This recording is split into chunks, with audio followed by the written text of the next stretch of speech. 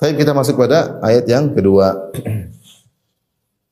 Allah Subhanahu wa taala berfirman, wa qala ta'ala, kata Imam Nawawi, dan Allah berfirman, innal ladzina qalu rabbuna Allahu tsumma istaqamu tatanazzalu alaihimul malaikatu alla takhafu wa la tahzanu wa abshiru bil jannati allati kuntum tu'adun. Sungguhnya orang-orang yang berkata Rabb kami adalah Allah.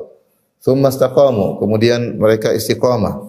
Tatanazzalu alaihimul malaikah, maka turunlah malaikat-malaikat kepada mereka.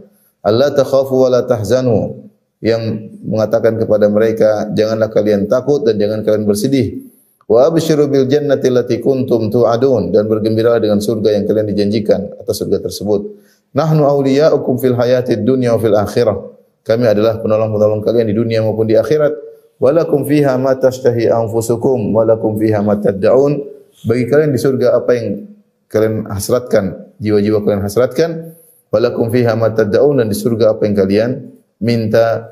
Nuzulan min ghafurur rahim, sebagai jamuan dari Allah yang Maha Pengampun lagi Maha Penyayang. Surat Fussilat ayat 30 sampai 32.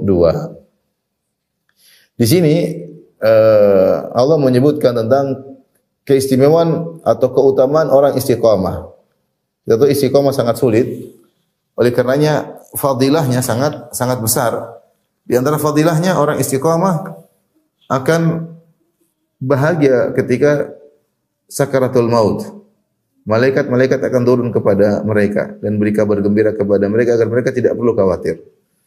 Karena banyak ahli tafsir menafsirkan hal ini, tatanazzalu alaihimul malaika, orang-orang turun kepada mereka. Innal ladzina qalu rabbuna Allah tsumma istaqamu, sungguhnya orang yang mengatakan Rabb kami adalah Allah, kemudian mereka istiqamah di atas iman tersebut, akan turun malaikat kepada mereka. Itu ada yang mengatakan itu ketika ihtidar, ketika akan meninggal dunia. Karena di antara kondisi yang sangat berat yang dihadapi oleh seorang adalah ketika akan meninggal.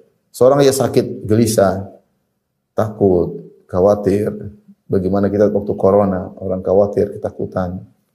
Apalagi sudah khawatir, berpikir macam-macam. Apalagi ketika ihtidar, ketika nyawa akan dicabut, ya. Maka itu hal yang sangat berat, sangat berat. Sampai disebut dengan sakaratul maut. Sakarat itu membuat tertutup sebagian akal kita karena saking sakit yang kita rasakan, saking berat yang kita rasakan. Di saat-saat genting seperti itu, maka turun malaikat. Tatanazzalu alaihimul malaikah. Para malaikat turun. Untuk apa? Untuk menenangkan. Kata para malaikat, Allah takhafu wa la tahzanu. Janganlah kalian takut dan jangan kalian bersedih.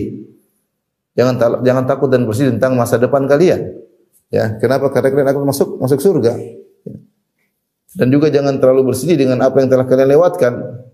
Jadi dibuat tenang. Seorang yang saleh mungkin meninggal, dia meninggal istri, meninggalkan anak, meninggalkan. Artinya seakan-akan jangan khawatir dengan apa yang kalian tinggalkan. Allah akan mengurusi apa yang kau tinggalkan. Dan jangan kau takut dengan apa yang akan di depanmu, karena hazan terkait dengan masa lalu. Jangan kau bersedih dengan masa lalumu, apa yang kau tinggalkan, Allah akan ngurusin. Dan jangan kau takut dengan masa depanmu, karena kau sudah dijamin masuk surga. Ya. Wa abshiru bil jannah, maka mereka berkata, gembiralah engkau untuk masuk surga. Allati kuntum tu'adun, sebagaimana yang telah kalian dijanjikan. Terlalu banyak ayat Allah janjikan surga bagi orang-orang yang istiqamah, yang beriman, bertakwa. Kemudian malaikat menjelaskan, nahnu awliya'ukum fil hayatid dunya fil akhirah. Kamilah wali-wali kalian di dunia maupun di akhirat. Kamilah yang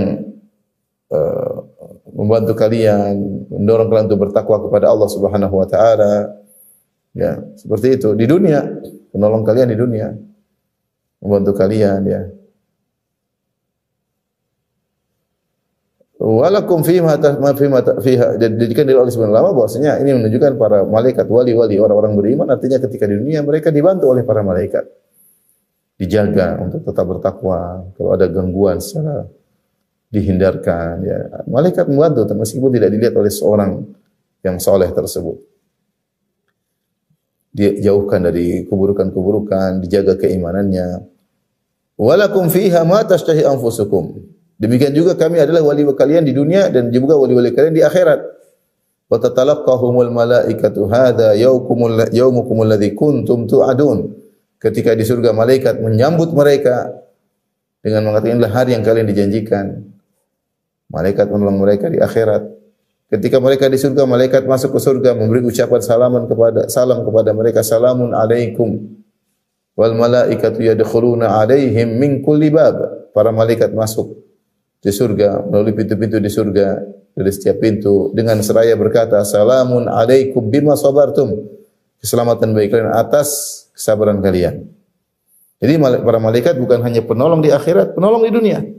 Penolong ketika sedang sakaratul maut. Jadi malaikat ketika datang, mereka menjelaskan, nahnu awliya'ukum fil hayatid dunya fil akhirah. Kami ini penolong kalian di kehidupan sebelumnya, ketika di dunia, itu kami yang nolong kalian.